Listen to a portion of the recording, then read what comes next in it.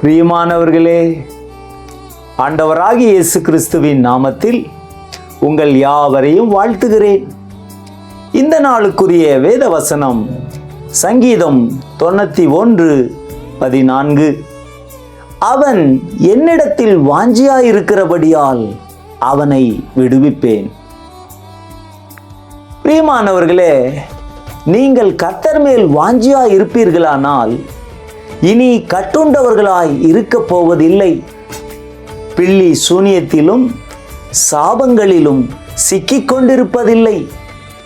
நீங்கள் எந்த பிரச்சனையில் தவித்தாலும் உங்களுடைய பாரத்தை கர்த்தர் மேல் வைத்துவிட்டு அவரை நேசிக்க, துதிக்க, அவர் மேல வாஞ்சியாயிருக்க தீர்மானியுங்கள். இஸ்ரவேலர்கள் 430 வருடங்கள் எகிப்திலே அடிமையாயிருந்தார்கள்.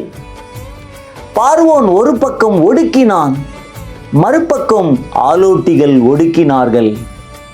ஆண் குழந்தைகள் பிறந்தால் நதியிலே போட்டுவிட வேண்டும் என்ற சட்டம் இருந்தது. அப்போது அவர்கள் கர்த்தரை நோக்கி கூப்பிட்டார்கள். கர்த்தர் ஒரு இரட்சகனாகிய மோசேயை எழும்ப பண்ணினார். பஸ்கா ஆட்டுக்குட்டியின் இரத்தத்தை இஸ்ரவேலர்கள் தங்கள் வீட்டின் நிலக்கால்களின் மேல் பூசிய போது எகிப்தின் அடிமைத்தனத்திலிருந்து விடுதலையாக்கப்பட்டார்கள். ஆகார் என்ற அடிமை பெண் வனாந்தரத்திலே குழந்தையை வைத்துக்கொண்டு தண்ணீர் இல்லாமல், உணவில்லாமல் இருந்தபோது அவள் கர்த்தரை நோக்கி கூப்பிட்ட போது கர்த்தர் மட்டுமே வனாந்தரத்திலே நீரூற்றை கட்டளையிட்டார். அவளையும் அவள் குடும்பத்தையும் பிள்ளையையும் காப்பாற்றினார். நீங்களும் வாஞ்சியோடு கர்த்தரை அழைக்கும் போது நிச்சயமாகவே அவர் உங்களுக்கு உதவி செய்வார்.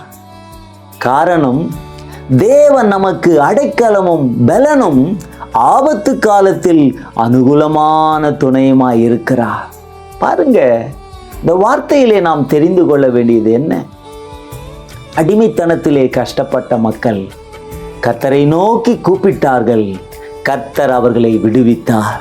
அதே போல நீங்க எந்த பிரச்சனையில் அந்த நாளில் அகப்பட்டு கொண்டிருந்தாலும், எந்த துன்பத்திலே நீங்கள் அகப்பட்டு கொண்டிருந்தாலும், விடுவிப்பார் இல்லாமல் கலங்கி கண்ணீர் வடித்து கொண்டிருக்கிறீர்களா? இஸ்ரவேலருக்காக ஒரு மோசேயை எழுப்பி விடுவித்த அதே தேவன் இன்றைக்கு உங்களோடு கூட இருக்கிறார். உங்களையும் விடுவிக்க அவர் வல்லவராயிருக்கிறார். ஜெபிப்போமா?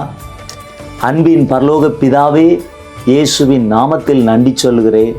இந்த வார்த்தையை கேட்கிற ஒவ்வொரு பிள்ளைகளையும் எந்த சூழ்நிலையிலே அவர்கள் விடுதலை இல்லாமல் இருக்கிறார்களோ, இப்பொழுதே இந்த வார்த்தையை கேட்கும்போதே விடுதலை உண்டாகட்டும் அப்பா.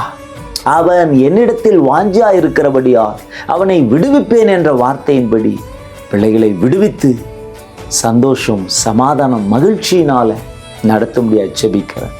பிதா, குமாரன், பரிசுத்தாவின் நாமத்தில் ஆசீர்வதிக்கிறேன். இயேசுவின் நாமத்தில் ஜெபிக்கிறேன் நல்ல பிதாவே, ஆமென். God bless you.